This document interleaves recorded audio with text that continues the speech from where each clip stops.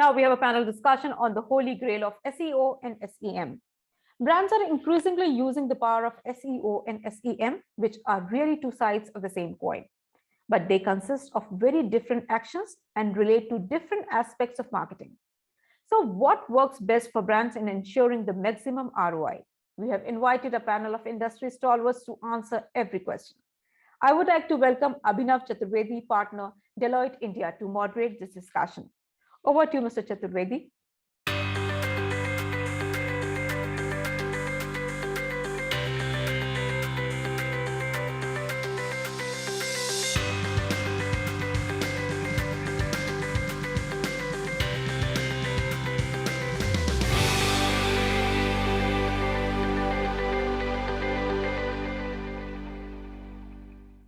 Good morning, good afternoon, good evening, everyone, to all the listeners, viewers, wherever you are in the different parts of the world.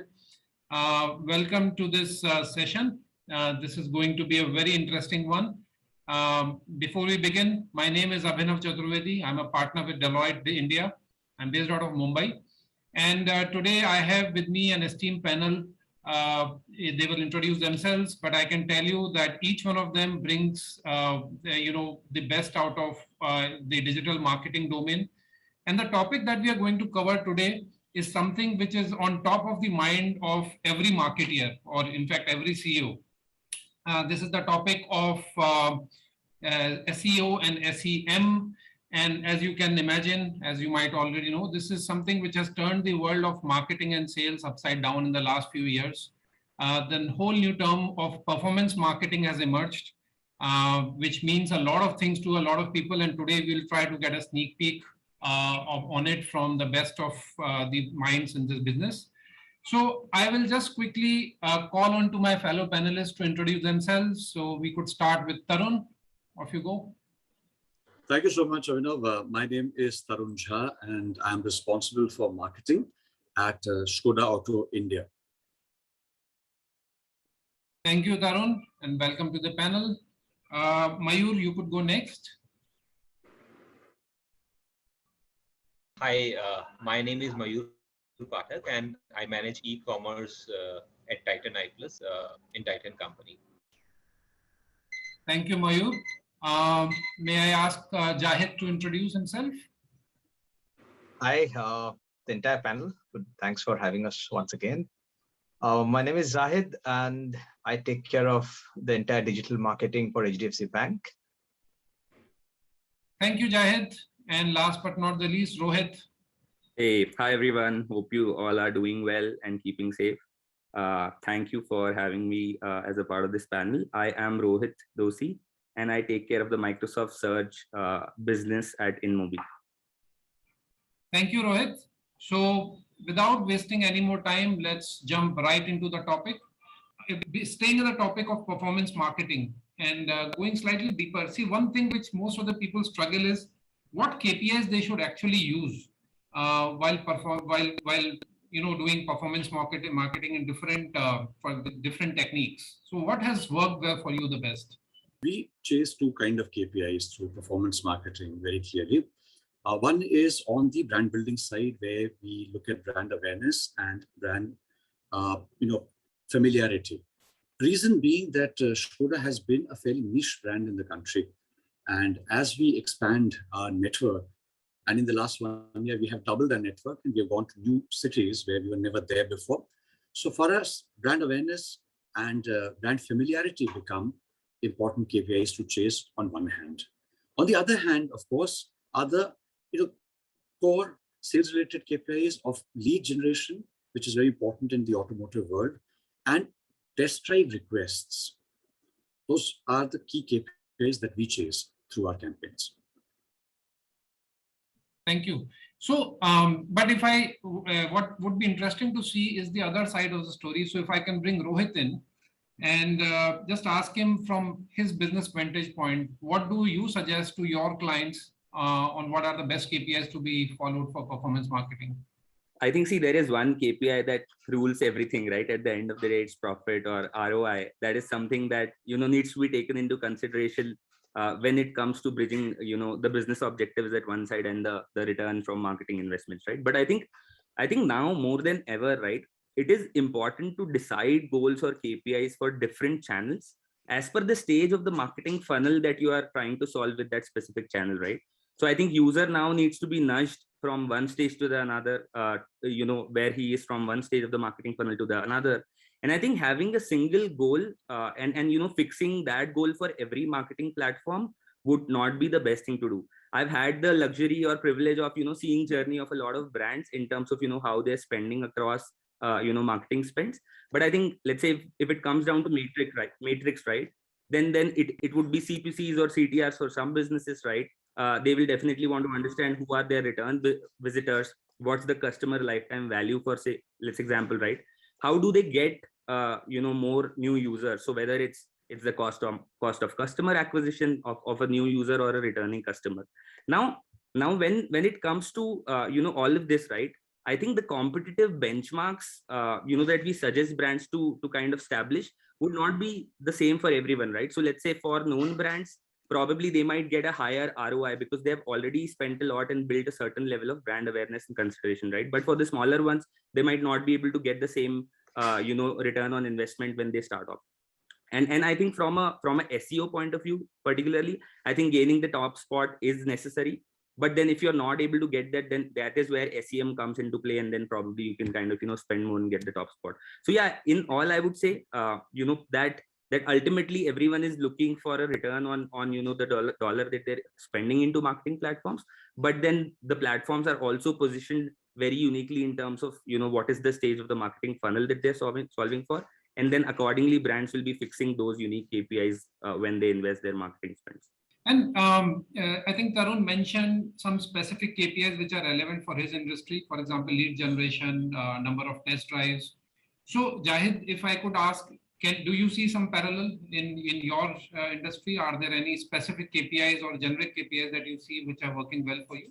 You ask a digital marketer about KPIs, I think it's so digital marketing is all about KPIs, right? See, what happens is the way we have evolved the digital marketers is we have identified the need for each of the funnels. If you see a classic sales, when the team member talks to his boss in a classic sales scenario, he says, today I'll be closing 10 units, or this month I'll be closing 10 units. The very next question the boss will ask is, what is your pipeline?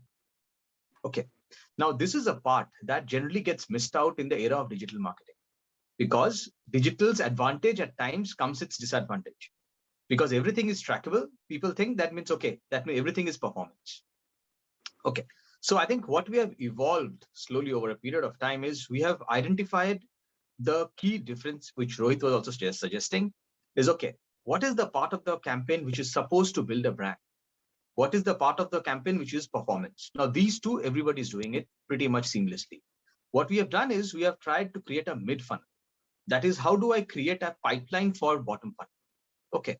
And what is the measurement matrix for that? Okay.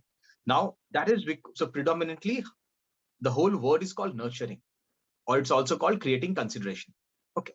So how am I creating a funnel, which is, and how do I also convince senior stakeholders that I'm considerably using a sizable amount or whatever amount is it in kind of convincing people that you should start considering our brand if you're already considering a product for that particular category.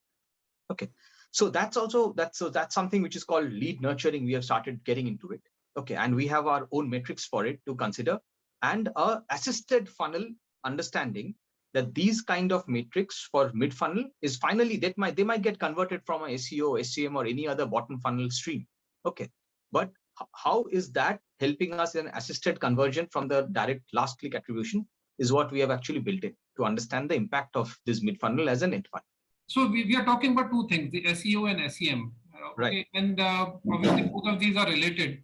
But is there a way, if you feel that, by improving, obviously we know that in theory that improving SEO quality will help me reduce my SEM pricing. What's your experience with that?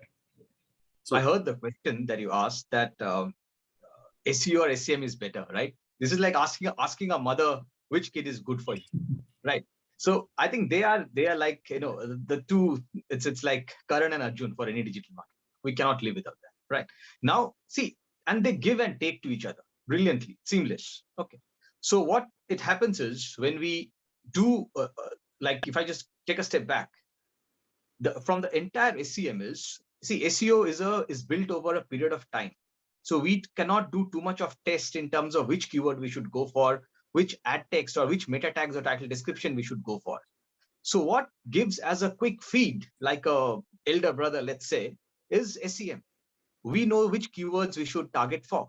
We know which ad texts are really working good. So that means those ad texts can be considered as a good title description and meta tags. Okay.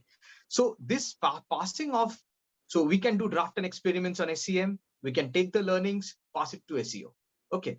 We can do a lot of personalized landing pages on SEM. So we know which content is really working for them.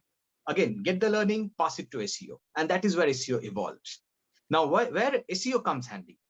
SEM, let's say a majority, like let's say for a brand like us, where the brand search itself is so high, and we have to cater to it so that we can get maximum share of voice to avoid competition coming and bidding over there, a lot of budget can get consumed for the downstream funnel. So SEO really helps us in creating the mid funnel and long tail query keyword. Let's say if I'm talking about something called a personal loan, if I just take 2 minutes to just kind of detail it out. Okay. HDFC Bank personal loan. I'll bid on it, though I know that I'll be ranking #1 in SEO. But I don't want competition to come and bid for it at that point of time. So I want maximum share of voice, very high on intent. But let's say somebody's kind of typing, what are the ways to get out of bad debt? Do I want to bid over there, or do I want to support with a content article 6 ways to get out of bad debt, where I subtly plug in personal loan maybe? So we have very clearly identified the mind map. What are all the questions? Because people don't get up in the morning thinking of banking transactions. We are an enabler to people's aspirations. Okay. So what are those aspirations, and how people will slowly start thinking of us as a product or as a service? When should we take them, right? So we start thinking of that without moving away, without straying away from the lens of money. We start talking about it. So all these kind of mid funnel and top funnel content is driven by SEO, and all the bottom funnel, when then they read about it, the intent is high, the intent for the brand is high, we start bidding in for the SEM play. So that's how we kind of complement each other to ensure that the entire spread is covered, and we don't have to spend money for the length and breadth of keywords. And I think, Tarun, you were trying to come in on that one. No, I completely agree with what was said just now, because both go hand in hand, and that is what I was trying to say, that you can't ignore one over the other. Both have a role to play. The SEO, we use it to leverage the brand's pull, and the SEM for the category pull. So you have to find the right balance, like it was mentioned here, and that's what I was trying to say. I completely agree. Sure, thanks. And yeah, as you can expect, see, SEM, the KPIs are much simpler to measure. You can just go by a cost per click, or pricing based on clicks. But SEO is more long term and requires a different set of KPIs. Question is around KPIs for SEO, and the role of SEO is to drive traffic to the website, right? And hence organic traffic is the end goal of SEO, and that's what we track. But lately, what we have realized is when we are running campaigns or improving the rankings of the keywords, right? Earlier, we were just looking at the number of keywords we are improving on, right? So we have identified a list of keywords, how many keywords we are ranking on top 1, 2, 3, right?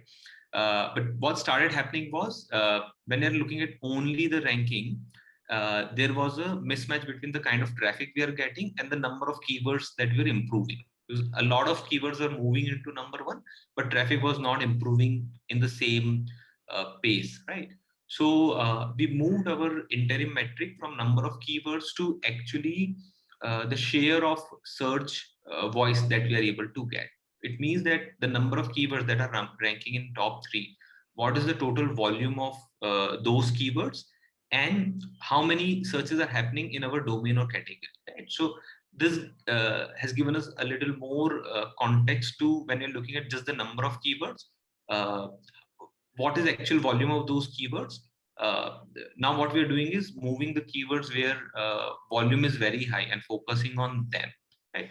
So that is one intermediate metric, and final metric basically for us is traffic. Okay, thanks. Mayur, if I could just stay with you, so we talk a lot about first party customer marketing data, and most of the organizations, they don't realize, but they are sitting on a wealth of information. The only problem is nobody knows where this information is, and they don't have the tools and processes to use that information for any meaningful purpose. So in your experience, in your organization, how are you using first party data, and what do you feel are some of the key enabling factors which can help others?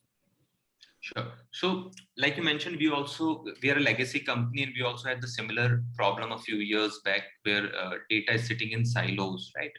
We're generating a lot of data, but no one knew how to combine it and how to use it, right? We have very, very strong cross-business loyalty program where we acquire a lot of customers from multiple businesses that we run, right? So we have jewelry business, we have watches business, eyewear business.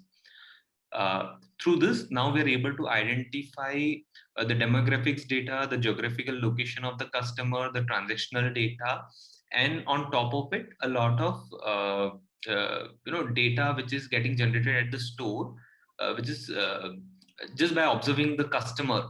We are able to put, for example, I particularly run eyewear business. If a customer is walking into a Tanishq store, right, and if he's wearing a spectacle, I can just look at that customer, and in our database, I can just put a tick mark saying that yes, this customer is wearing a spectacle. So that gives us a context to that data. Okay, I need not reach out to everyone in our database. Those who are wearing spectacle are my customers, so we can reach out to them. Over a period of last 3 years, we have brought all our data together, put it into a single view of customer. We're using Salesforce as a platform which is aggregating all our data. Now we are getting into a next stage where we want to implement a CDP where first party data we can utilize to run better in our online campaigns. So that's more on the consumer side, but see, sometimes we joke that your bank knows you the best. Yeah. So the bank has basically all the data about you, and they can, I mean, sometimes it's scary how much they know about you. So Jahid, if I could ask you, how are you using the first party data? And are there any, so obviously there will be some regulations which stop you from using the data in a completely free way. So what's your experience on that? That's obviously, I like your statements. So yeah, so I think, yes, we by the virtue of the business, I think we know, but that is very, very restricted to only us.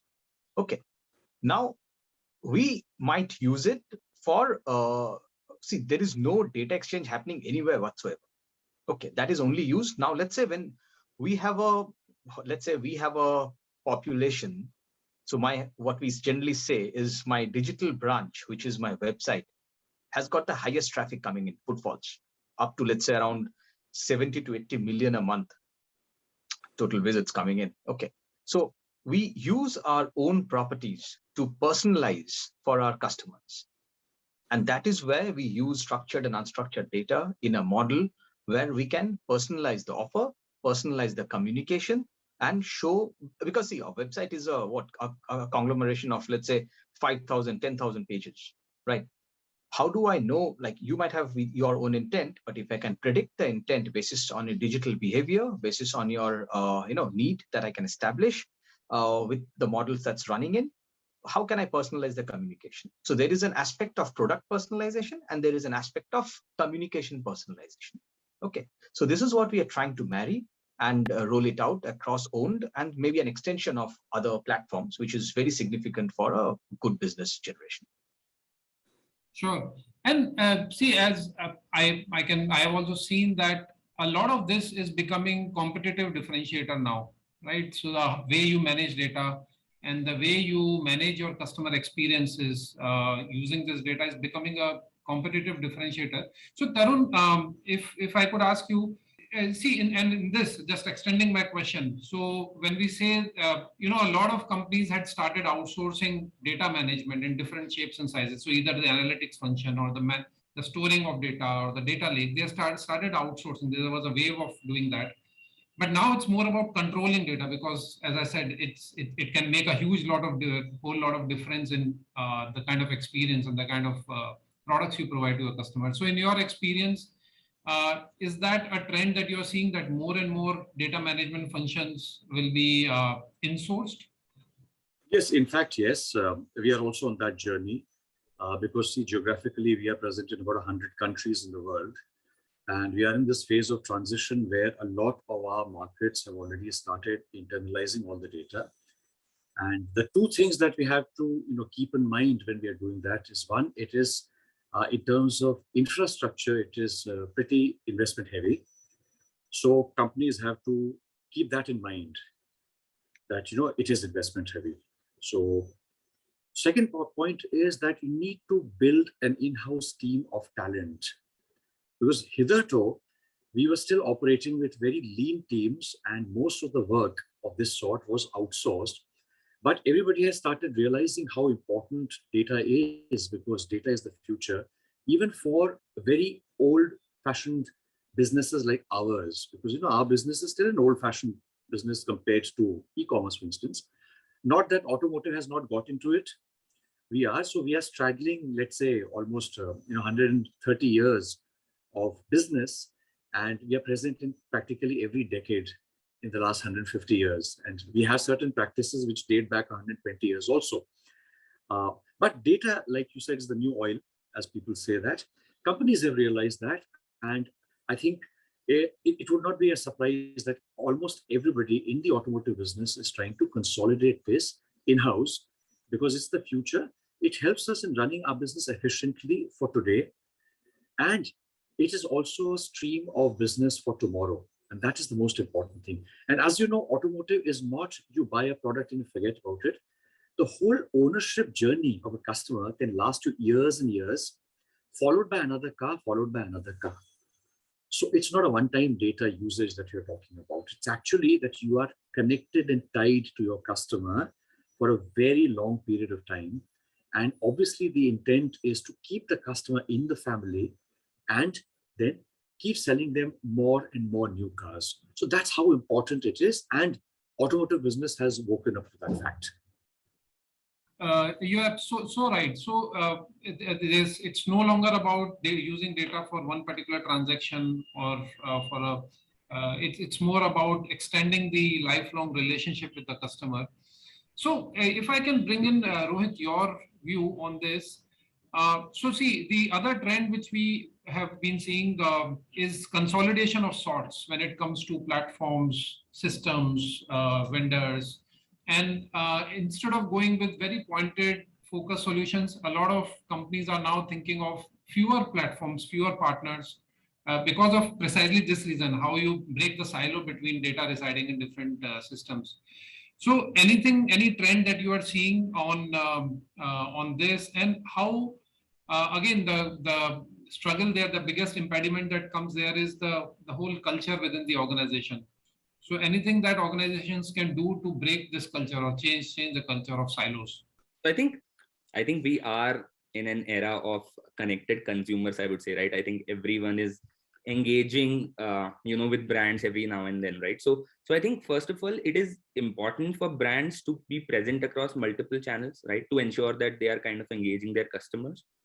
But I think for the marketeers, right, it is also very important to have a centralized view of what is happening, have a more coherent view of what is happening in their customer journeys, what are their customers doing at multiple touch points.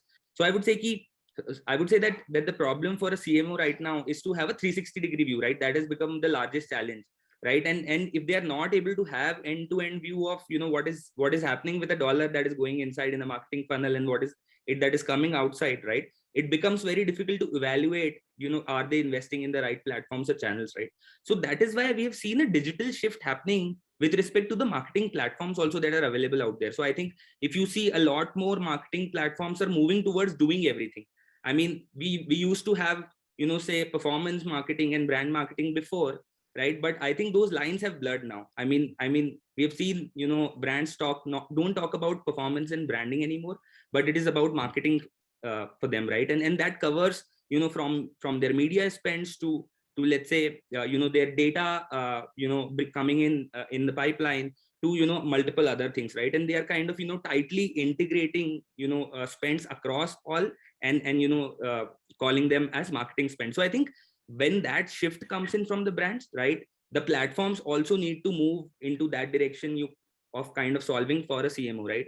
And therefore I would say the platforms who are offering a more integrated integrated solution are the ones that brands are also preferring. I mean, no one wants to probably work with 100 platforms out there, right? Figuring out what happened in which, right? But probably they might want to work with, a fewer platforms who are kind of, giving them a coherent view of what is happening with their marketing platforms. So there is, this, we work with a lot of brands, right?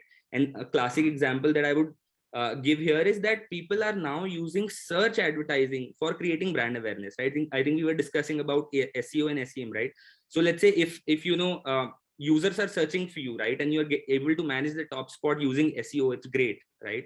But in case if that's not happening, right, then people are actually bidding on a lot more keywords which are closely or remotely related to their brands. Probably they might not be branded keywords, but a lot more heavy on non-branded keywords, so that they can gain the mind share of the customers who are out there, and in turn drive traffic. Because if they are able to create recall, finally somewhere they might be able to nudge that user towards the end goal, right? So I think people are using search for branding, and I think particular platforms solving for a particular goal is not happening anymore. I think people are being a lot more innovative. I think Zahid briefly touched about using data for personalized experience, right?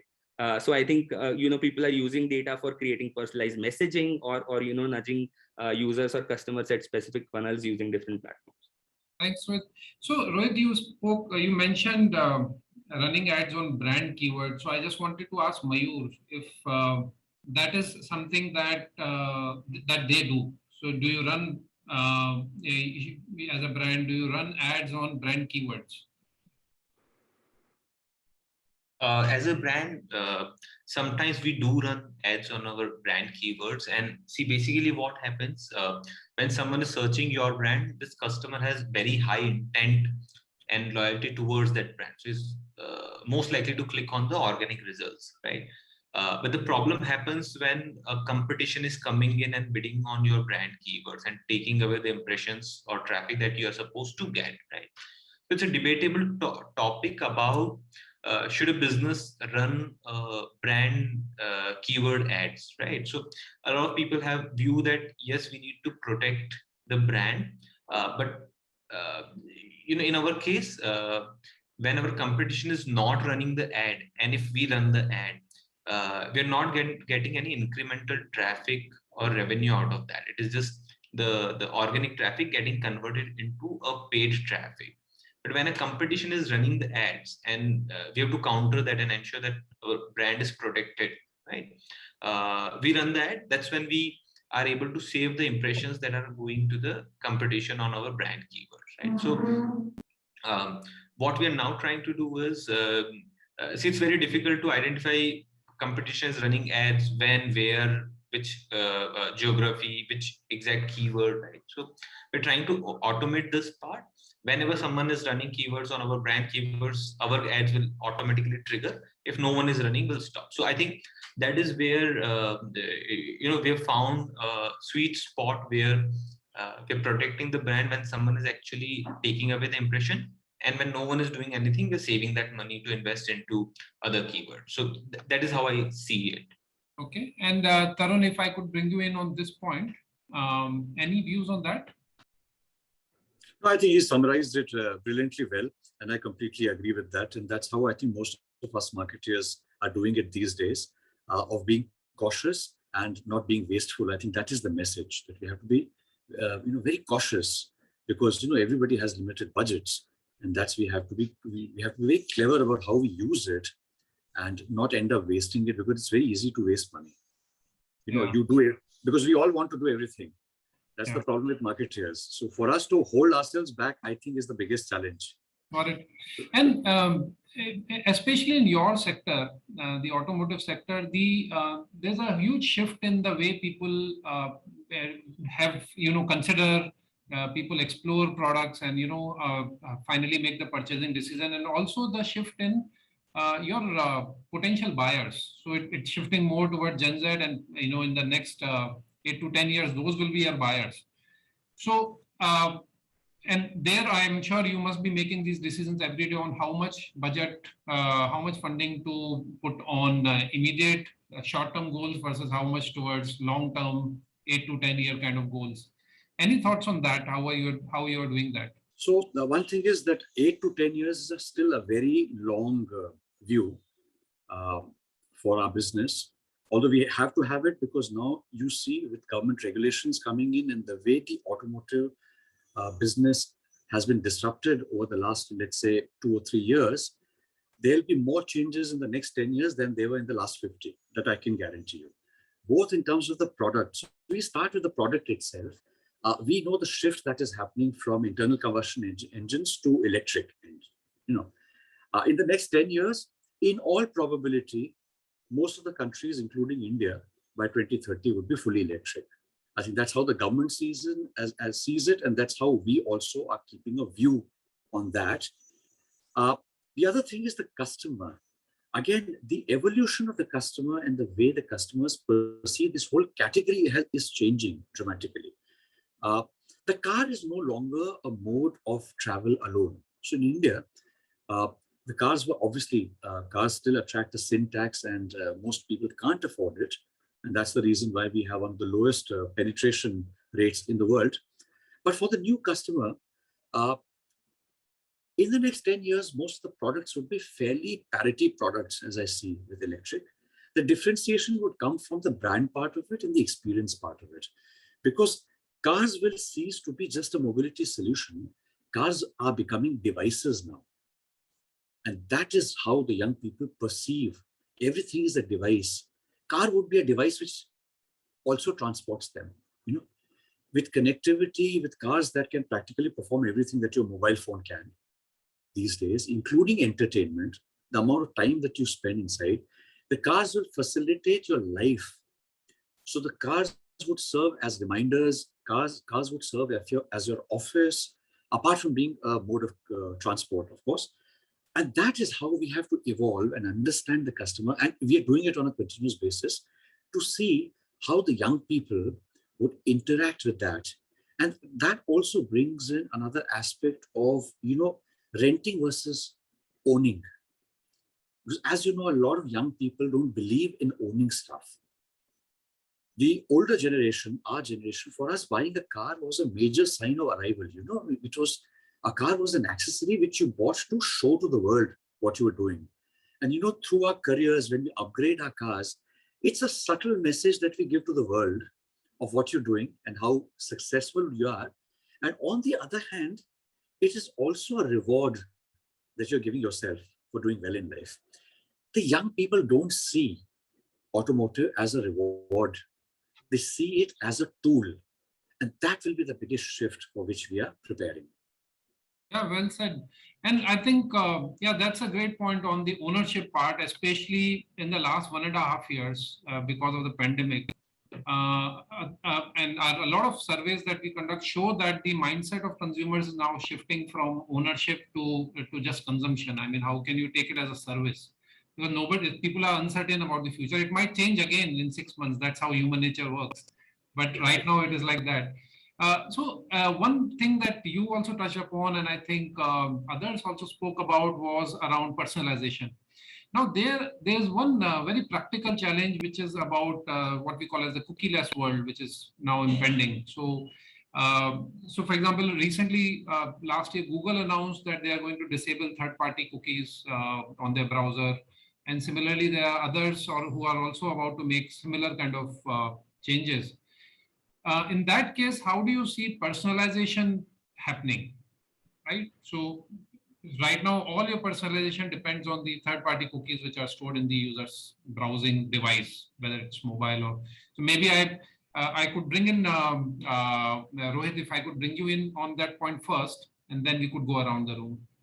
I think, personalization is is important, right? But then the right question is how much personalization is too much personalization. So it starts to freak out people also, right? So I think a balance there is important. I think with, cookies going away, etc., right? I think there are still a lot of data points that brands are collecting or have collected over years, is what I would say, right?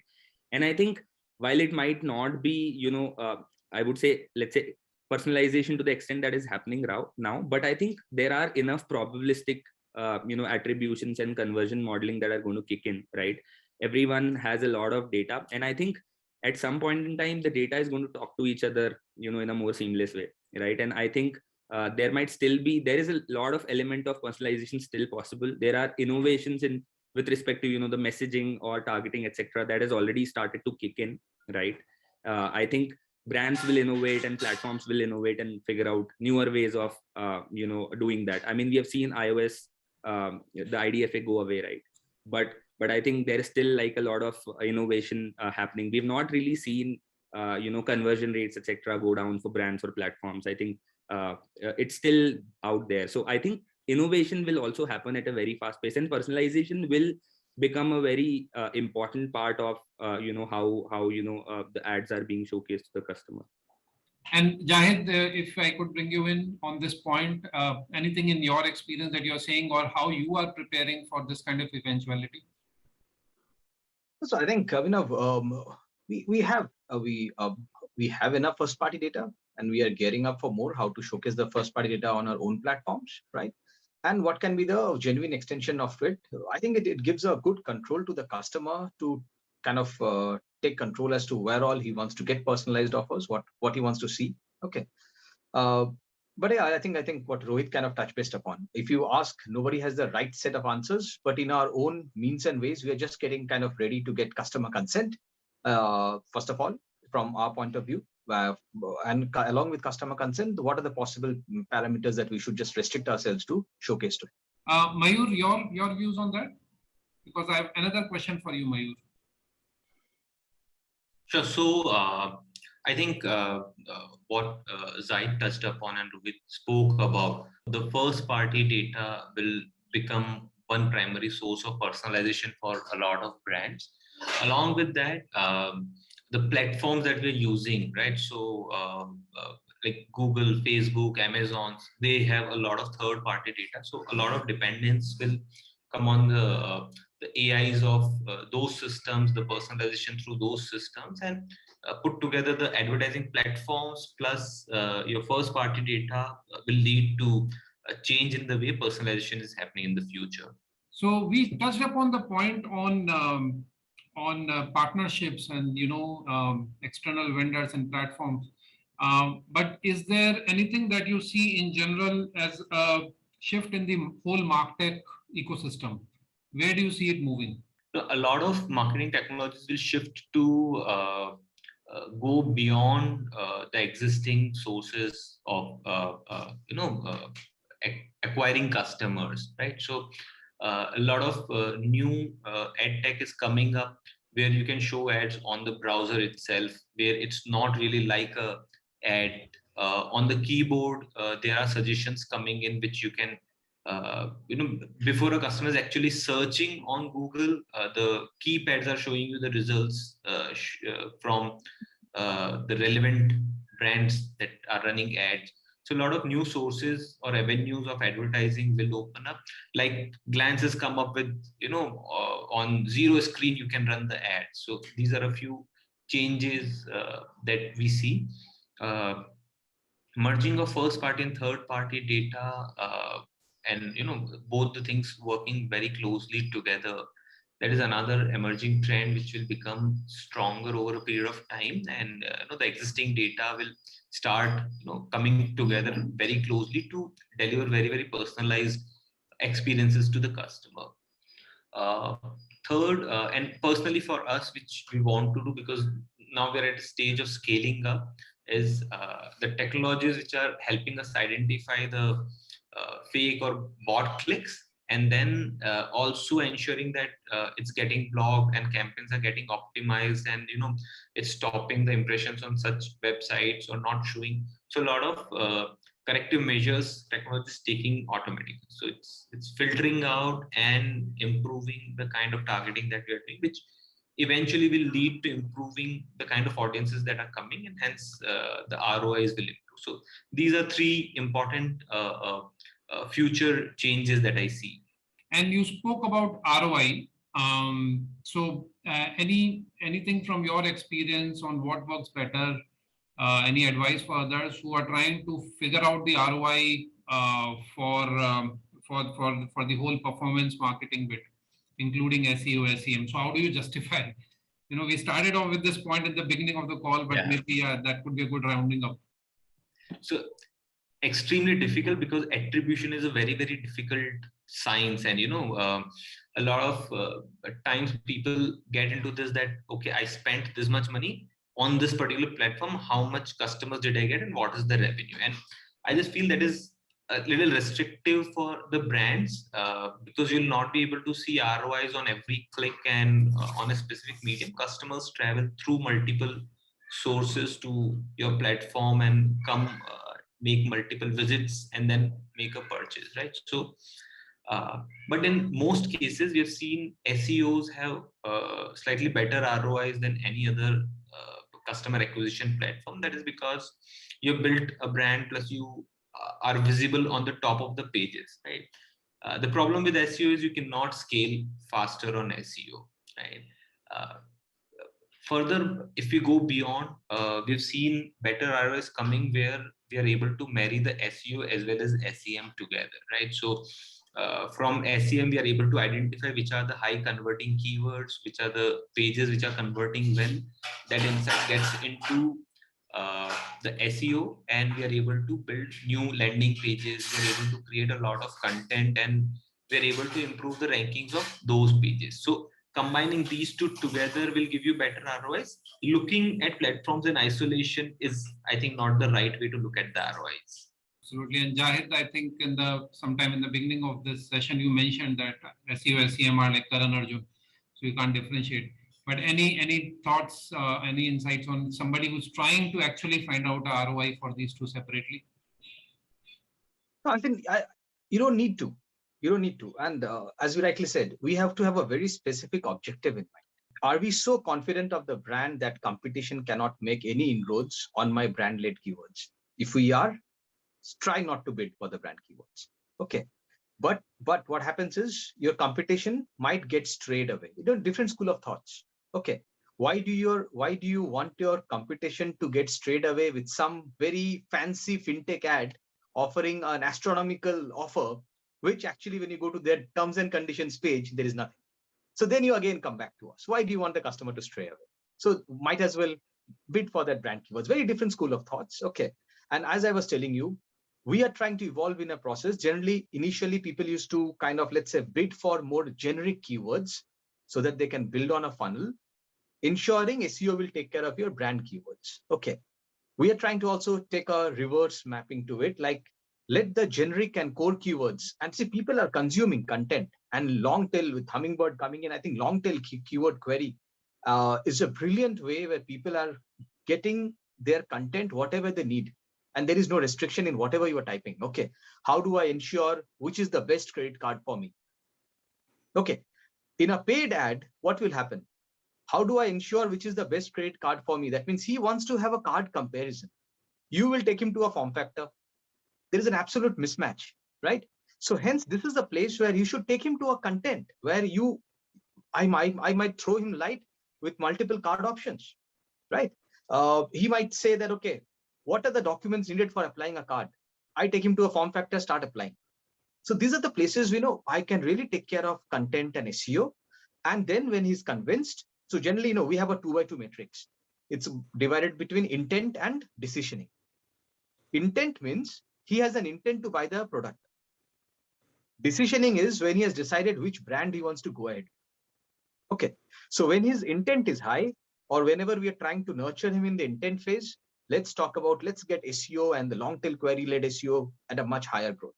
Okay, let's write more content and get involved, indulge in content. When the decisioning is high, let's not allow him to stray anywhere else. Let's get him bang on our platforms and let him consume the journey. Okay. And because we today, when we are doing end-to-end business, we can attribute each and every business that is coming. It is coming from, and the attribution is not only last click attribution, we are actually trying to establish a full funnel attribution model. So what was his first click attribution? What is his mid funnel? And then finally he got last click. Eventually we will see last click is either via SEM and SEO. And we have seen an incremental growth. It's not that, that SEO traffic is completely taken by SEM. Whenever SEM comes in, there is a 15-20% uptake on that. Okay, that's for sure that we have noticed. But and eventually, yes, search will be the end funnel for most of the cases. Okay, but the impact that the other channels will play to give boost of a search, is phenomenal. A very typical case, just 1 minute more on this is, let's say some other display channels, if I have to name it, like let's say it can be Facebook, it can be Discovery, it can be programmatic. Okay, they might not give you direct conversions, though Facebook and programmatic has evolved to a way, if I optimize properly, it can give you direct conversions also. But if let's say for X amount of booking, you are burning Y amount of impression, have a look at your search query growth trend. Your growth trend in search query is increasing, and that's nothing to do with search. That is completely because of the visibility campaign that you're doing, though they are also performance led. So it's a very good ecosystem that goes hand in hand, and eventually it leads in search.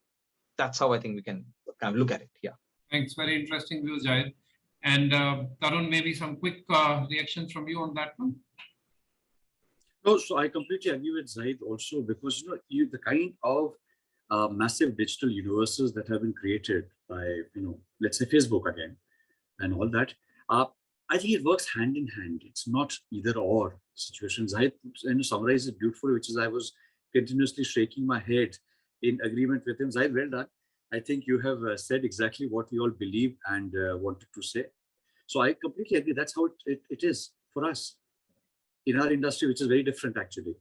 We are just out of time, but what we would do is we will just close with one, my pet question, which is to all in all such panels, is one big prediction about the topic in hand that they see which will emerge in next 3 to 5 years. So Rohit, if I could start with you, one big prediction. So I think personalization and vernacular, right, is going to be the next thing, right? The searches are not going to be like just text based. I would say it'll probably, voice will kick in, right, and then vernacular personalization will go to some another level. So personalization, and you said vernacular adaptations. Okay, thanks, Tarun. Absolutely, he Mayur highlighted three of them, so I agree with two of them. In my opinion, I think vernacular is very important. We've already embarked on that journey from our side, and the other thing is voice. Voice-based search is what's going to really blow up. Absolutely, voice. And Jahid. Since after a long time we have been talking about SEO in specific, I think, guys, obviously Rohit, Tarun, you covered the main key points of it. To add to them, CRO is taking up big time. Conversion rate optimizer from SEO. Okay, for the wider viewers, have a look at it. What is it? And implement it. It's brilliant. Okay. And multimodal search, recently Google has come back with. So image search, multimodal search, and CRO. Try to get these three also apart from vernacular and voice. I think that kind of get your SEO in the best place. Thanks, Jayed. And Mayur, closing thoughts from you? So in fact, two of the panelists spoke about it, and I also feel vernacular is going to be big. And in fact, September had a Hindi Divas, and we launched our Hindi website during that period. We believe that a lot of traffic will start coming in from the local languages across the country, and we are moving into that direction. And certainly the voice. So these two are going to, in next 2-3 years, take a lot of shape. A lot of traffic will come from this, and businesses should be ready to ensure that they have technologies which are helping them get customers who are talking to the devices or who are typing in their own languages. And that's where you'll get a lot of incremental traffic. Thanks, Mayur. With that, I think we are at the end of the session. So if anybody has any closing comments, please pitch in. Otherwise, I think it was a great session. Lots of topics we managed to cover in a short time, and hopefully the listeners will have a lot to gain from these insights. So thank you, all of you.